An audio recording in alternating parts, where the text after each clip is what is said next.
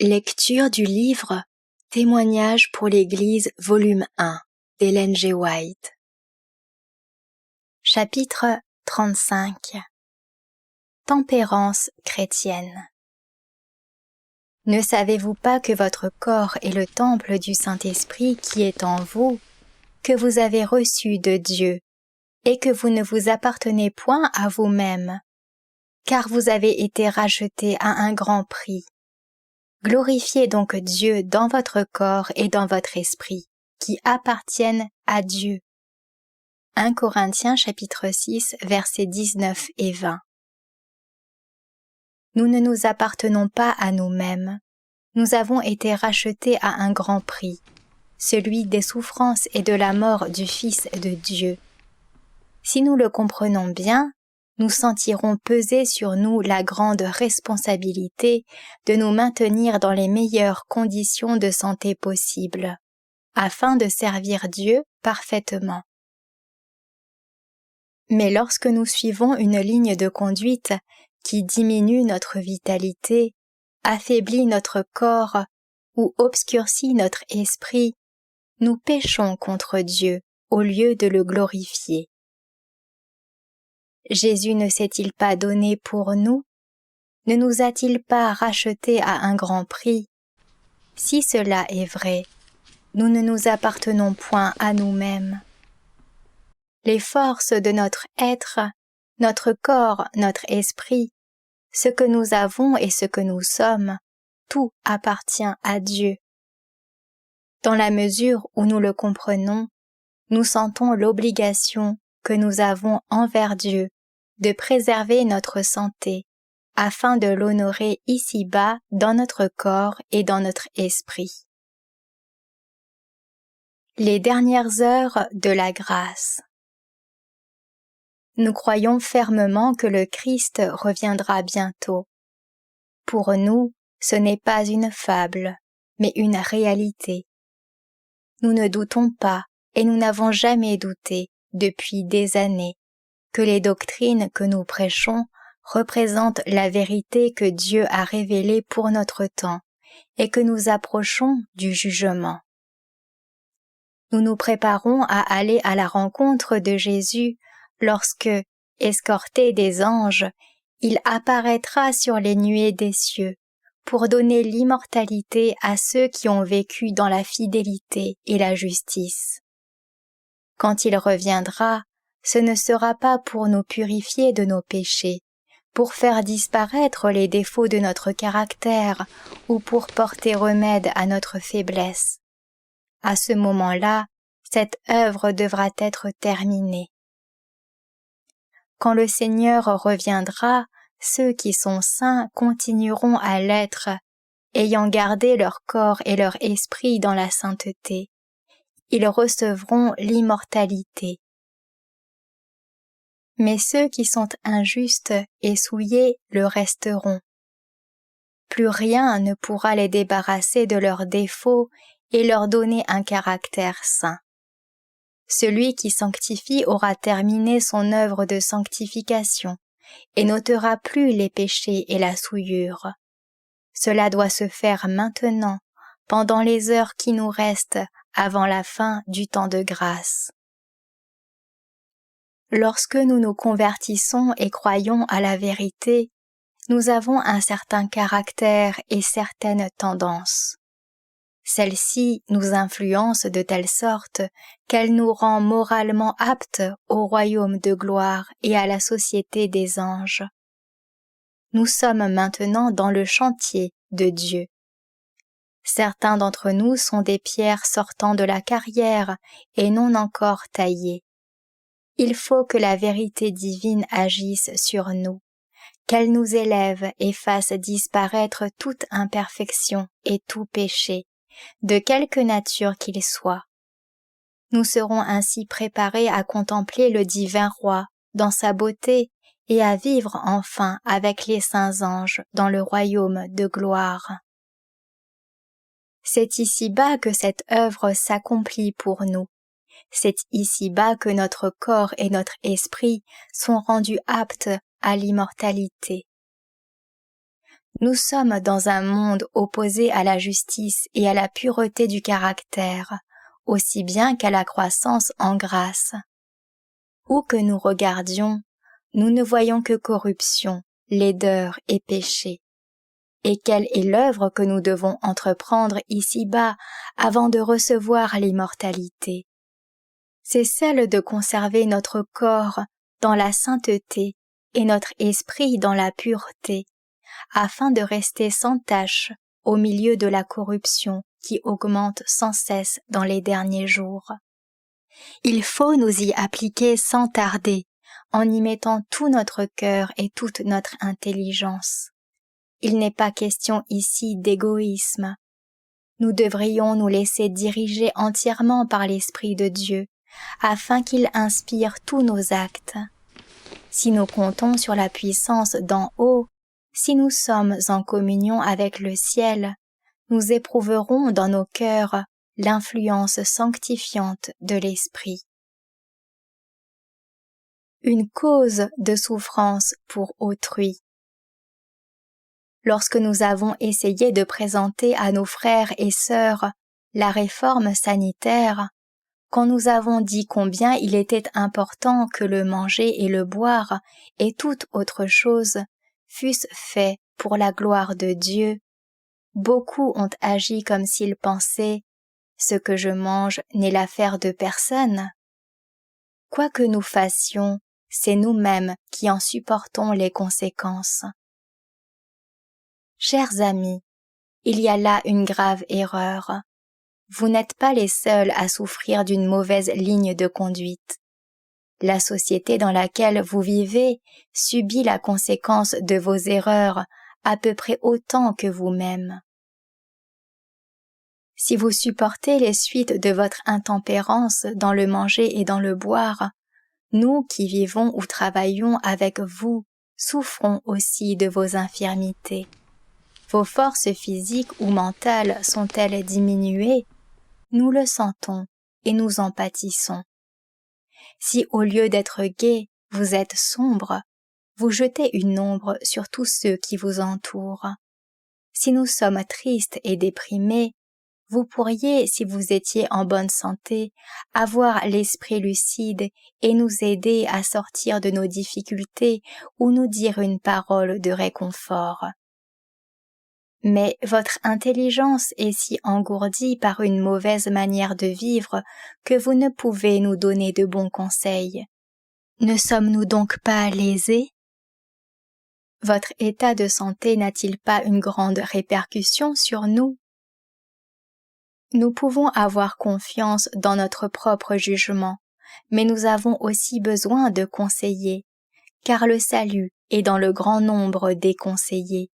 Proverbe chapitre 11 verset 14. Nous désirons que notre conduite paraisse sensée à ceux que nous aimons. Aussi souhaitons-nous qu'ils aient l'esprit lucide pour pouvoir nous entourer de leurs avis. Mais nous faisons peu de cas de votre jugement, si votre vigueur intellectuelle a été trop mise à contribution, si votre cerveau a perdu sa vitalité parce que votre estomac a reçu de mauvais aliments ou qu'il est encombré d'une trop grande quantité de nourriture pourtant saine. Votre intelligence est obscurcie par une digestion difficile.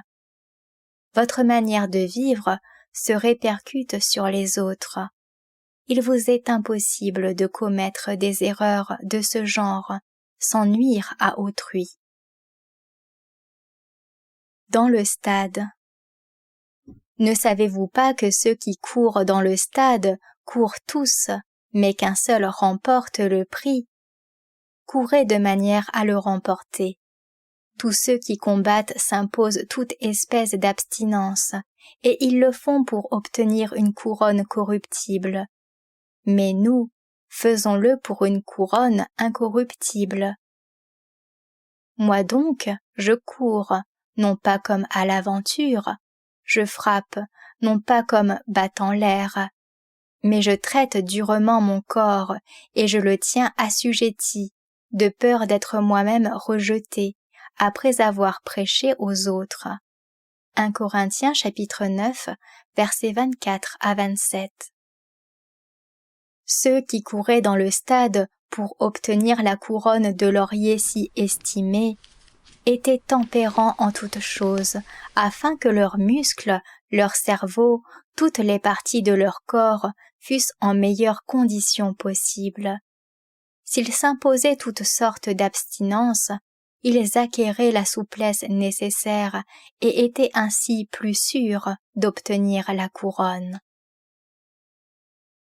Malgré ces abstinences, c'est-à-dire tous les efforts pour avoir une alimentation qui améliorera leurs conditions physiques, ceux qui couraient dans le stade s'exposaient à perdre la course, car un seul prenait l'avantage et recevait le prix. C'est ce que dit l'apôtre, un seul remporte le prix. Mais dans la course qui mène au ciel, nous pouvons tous remporter le prix. Il n'y a pas d'incertitude sur ce point. Nous devons nous revêtir des grâces célestes, fixer les yeux sur la couronne immortelle, garder sans cesse présent à l'esprit le modèle, l'homme de douleur, habitué à la souffrance. Il nous faut penser constamment à la vie d'humilité et de renoncement de notre divin Sauveur. En cherchant à l'imiter et en ayant les yeux fixés sur le prix à remporter, nous pourrons courir avec assurance, sachant que si nous faisons tout ce qui est en notre pouvoir, nous arriverons certainement au but. Des hommes s'imposaient des sacrifices et une discipline sévère pour obtenir une couronne corruptible qui ne durait qu'1 jour, honneur accordé par de simples mortels. Nous le faisons pour nous assurer une couronne immortelle. Oui, un poids éternel de gloire, au-delà de toute mesure, récompensera le vainqueur. Nous, dit l'apôtre, faisons-le pour une couronne incorruptible. Si ceux qui couraient dans le stade s'imposaient toute espèce d'abstinence pour une couronne terrestre, ne le pouvons-nous pas, nous qui avons en vue une couronne incorruptible, un poids éternel de gloire, une vie à l'échelle de celle de Dieu?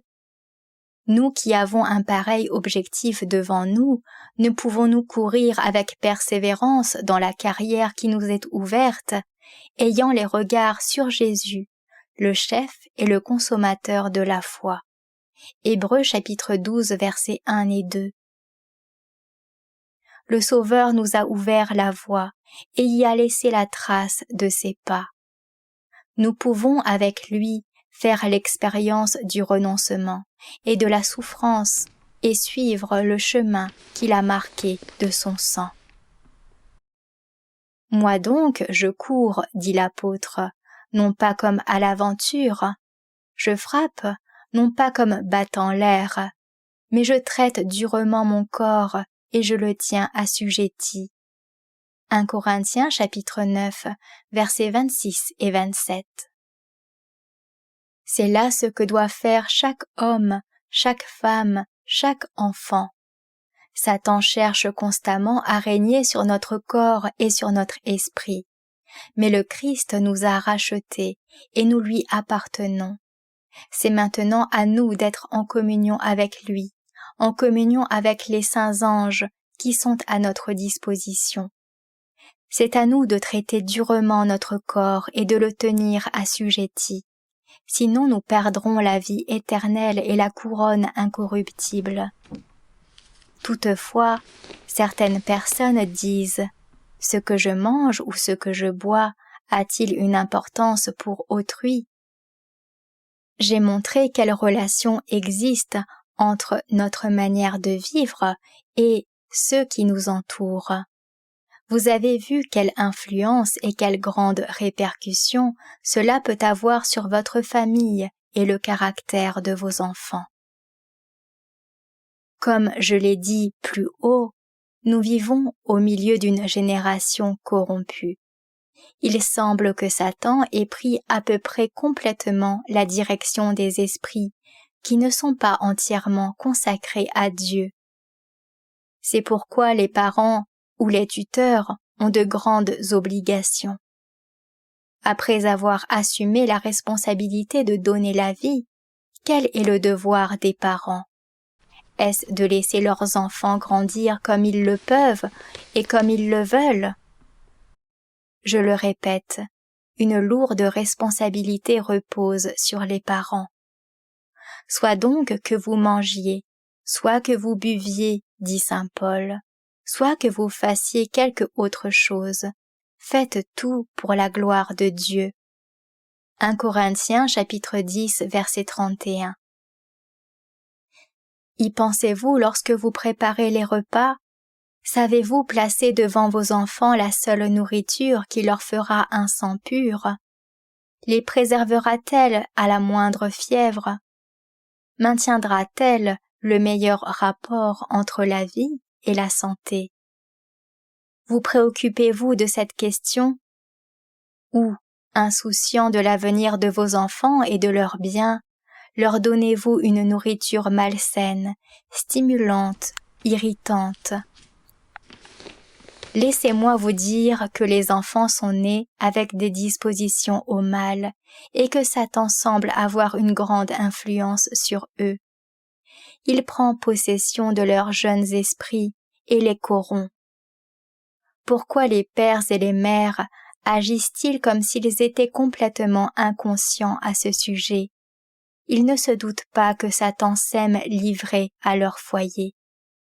Ils sont aveugles, insouciants, indifférents autant qu'il est possible de l'être. Qu'attendent-ils pour se réveiller et se mettre à l'étude?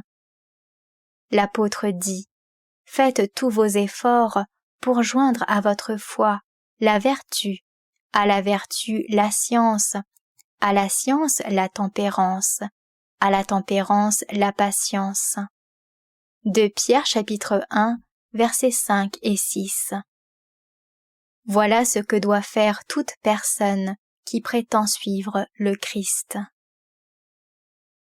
Excès dans le manger. Il en est beaucoup parmi les adeptes de la réforme sanitaire qui ont laissé de côté tout ce qui pouvait leur nuire, mais s'ensuit-il qu'ils peuvent manger autant qu'il leur plaît. En se mettant à table, au lieu de se demander quelle quantité d'aliments ils devraient manger, ils se laissent aller à leur appétit et consomment une trop grande quantité de nourriture. L'estomac a du travail pour le reste de la journée, quand il peut le faire, car dans de telles conditions, il est surmené. Une trop grande quantité d'aliments ne peut être profitable à l'organisme, mais constitue une gêne. L'appareil digestif est surchargé et ne réussit pas à faire ce qu'on attend de lui. Les organes vitaux étant surmenés, les énergies cérébrales sont sollicitées par l'estomac afin que celui-ci puisse se débarrasser de cette nourriture qui ne fait aucun bien à l'organisme. Ainsi, les forces cérébrales sont amoindries parce que, sans elles, l'estomac n'arrive pas à accomplir sa lourde tâche. Et quand il l'a enfin achevée, le résultat d'une telle dépense de force est une sensation de faiblesse, comme si l'on avait besoin de manger davantage. Il est possible que cette sensation vienne juste avant l'heure du repas suivant. Quelle en est la cause? La nature a eu tant de peine à faire son travail qu'elle est totalement épuisée, ce qui produit cette sensation de faiblesse. Vous pensez que l'estomac dit « j'ai faim » alors qu'il réclame le repos. Après chaque digestion, l'estomac a besoin d'une période de repos. Mais au lieu de la lui accorder, on se met à manger et on l'encombre à nouveau. Il en est comme d'un homme qui travaille dans un champ pendant la première partie du jour jusqu'à ce qu'il soit fatigué. Il revient à midi et dit qu'il est épuisé et vous lui répondez de retourner au travail et qu'ainsi il se reposera. C'est la façon dont vous traitez votre estomac. Alors qu'il est tout à fait épuisé et qu'il a besoin de repos, vous vous mettez à manger, ce qui mobilise la vitalité du reste de l'organisme pour assister à nouveau l'estomac dans son travail de digestion. La première tâche de la mère. J'ai connu des mères de famille nombreuses qui ne voyaient pas le travail qui se trouvait précisément devant elles, dans leur propre foyer. Elles désireraient être missionnaires et accomplir quelque grande œuvre. Elles auraient voulu occuper une position élevée, mais elles négligeaient la tâche que le Seigneur leur avait confiée. Combien il est important que le cerveau soit lucide et le corps aussi libéré qu'il est possible de toute maladie, afin que nous soyons à même de faire l'œuvre à laquelle le ciel nous a appelés. Accomplissons-la de telle manière que le Maître puisse dire « C'est bien, bon et fidèle serviteur, tu as été fidèle en peu de choses, je te confierai beaucoup. Entre dans la joie de ton Maître. » Matthieu chapitre 25, verset 21. Mes sœurs, ne méprisez pas les petites choses que le Seigneur a placées devant vous. Que les occupations de chacune de vos journées soient telles qu'au jour du règlement des comptes, vous n'ayez pas à rougir à la lecture du registre tenu par les anges. Une nourriture trop pauvre. J'ai parlé de l'importance de la quantité et de la qualité de la nourriture qui doivent être strictement en accord avec les lois de la santé. Mais nous ne recommandons pas un régime déficient. Il m'a été montré que beaucoup d'entre nous avaient sur ce point des vues erronées. Ils prennent une nourriture bon marché, de qualité inférieure, et ils la préparent sans se préoccuper de savoir si elle apportera les éléments nécessaires à l'organisme. Il est important que la nourriture soit préparée avec soin, afin d'exciter l'appétit, un appétit non perverti. Parce que nous écartons l'usage de la viande et du beurre, des pâtés, des épices, du lard, de tout ce qui irrite l'estomac et ruine la santé, il ne faudrait pas penser que nous faisons peu de cas de ce que nous mangeons. Il y a des gens qui sont extrémistes. Ils se proposent de manger telle quantité et telle qualité de nourriture et se limitent à 2 ou 3 sortes d'aliments. En absorbant une petite quantité de nourriture et qui n'est pas de la meilleure qualité, ils n'apportent pas à l'organisme de quoi le nourrir convenablement.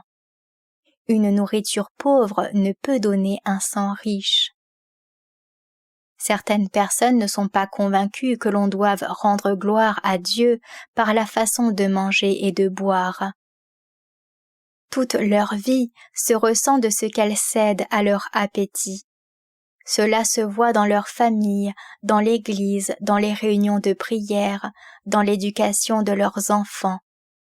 Il y a là une malédiction dans leur vie. On ne peut leur faire comprendre les vérités de notre époque. Dieu a généreusement pourvu à la subsistance et au bonheur de ses créatures. Si ces lois n'avaient jamais été violées et que tous agissent en harmonie avec la volonté divine, on connaîtrait la santé, la paix et le bonheur au lieu de la souffrance et du mal. Viande, lait et sucre. La viande appauvrit le sang. Cuite avec des épices, accompagnée de pâtisseries, elle donne un sang de mauvaise qualité. L'organisme est trop lourdement chargé avec cette sorte de nourriture. Les pâtés et les conserves vinaigrées ne devraient pas trouver place dans l'estomac. Une nourriture de mauvaise qualité, mal préparée et consommée en quantité insuffisante, ne donnera pas de force.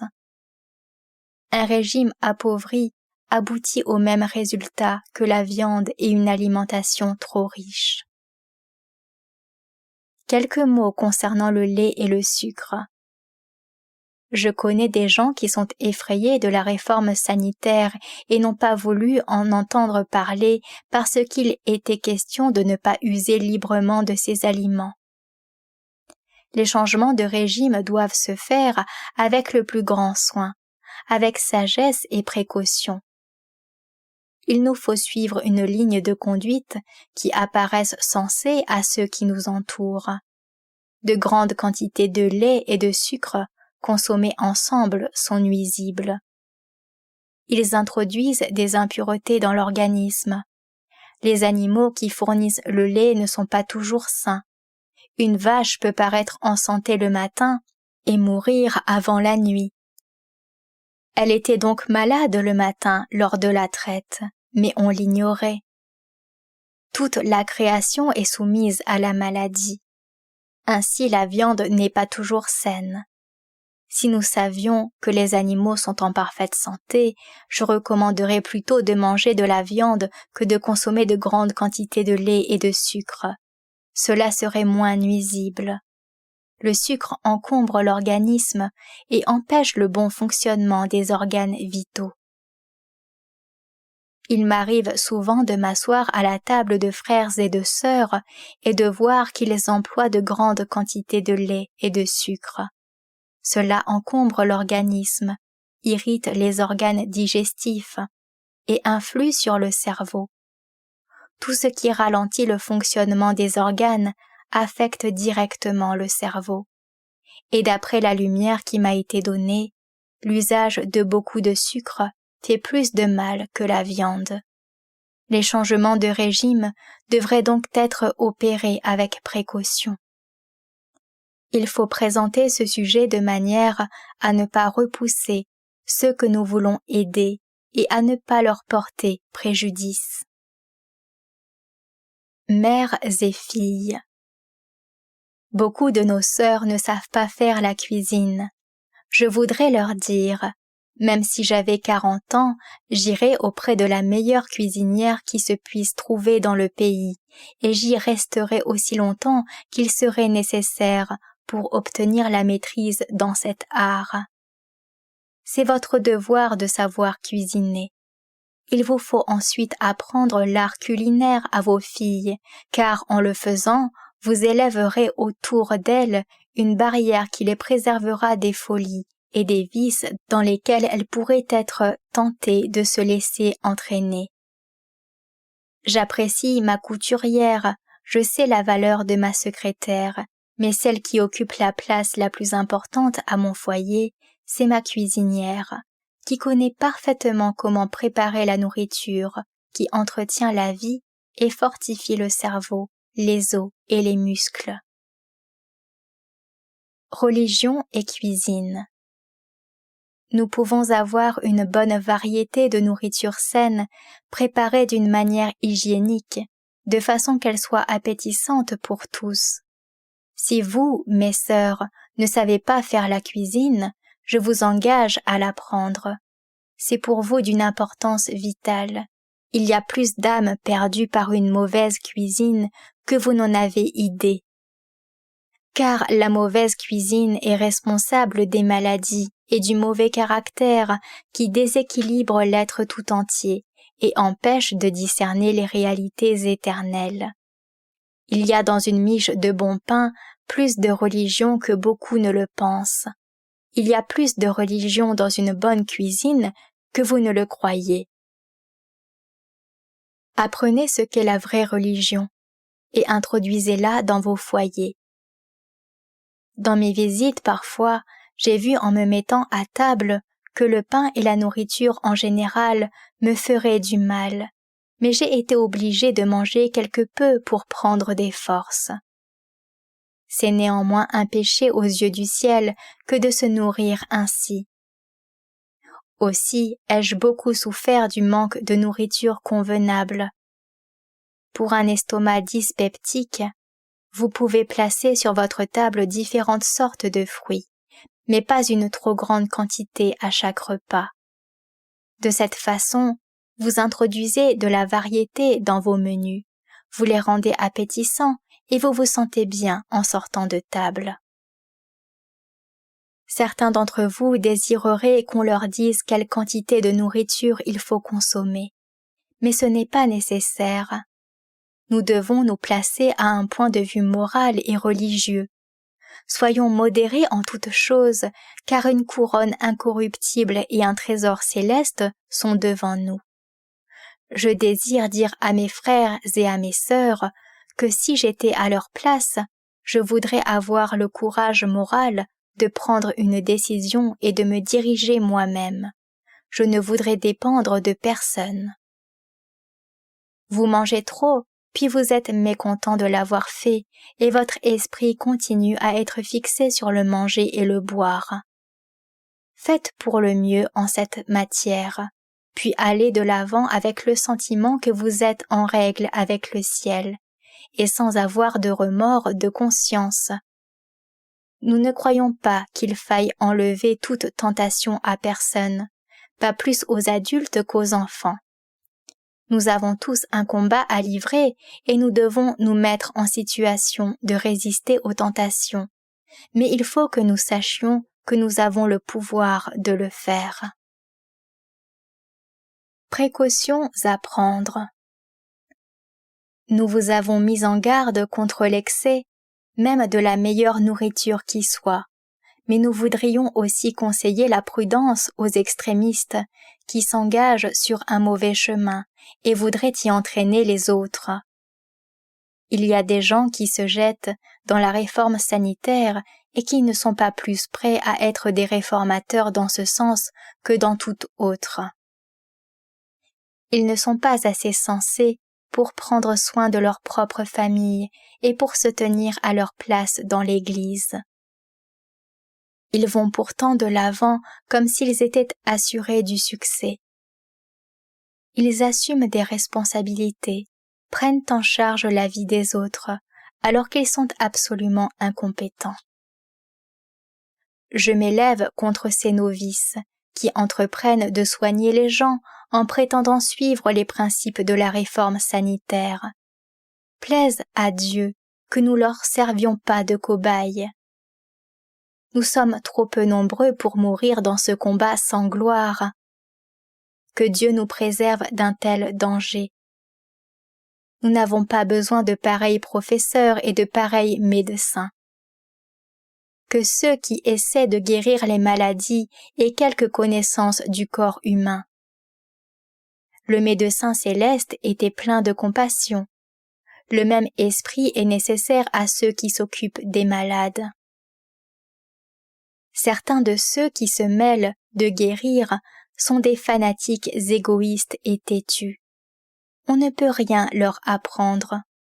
Sans doute n'ont-ils jamais rien fait de valable dans leur vie. Ils ne connaissent rien d'utile et ils se sont pourtant mis à enseigner la réforme sanitaire. Nous ne pouvons les laisser tuer celui-ci ou celui-là sans protester énergiquement. Nous désirons nous tenir sans cesse du bon côté et dire à nos frères et à nos sœurs quelle est la vraie réforme sanitaire. Purifions-nous, dit l'apôtre, de toute souillure de la chair et de l'esprit, en achevant notre sanctification dans la crainte de Dieu. 2 Corinthiens chapitre 7 verset 1. Nous devons être en règle avec Dieu pour subsister dans les derniers jours. Il nous faut des esprits saints dans des corps saints. Nous devrions travailler avec ferveur pour nos enfants et pour tous les membres de nos familles. Jésus revient bientôt. Si nous avons une ligne de conduite qui nous empêche d'apercevoir les vérités qui doivent ennoblir nos âmes, comment serons-nous sanctifiés par la vérité? Comment serons-nous préparés pour l'immortalité? Que le Seigneur nous aide à nous mettre à l'œuvre en ce qui concerne la réforme sanitaire, comme jamais auparavant.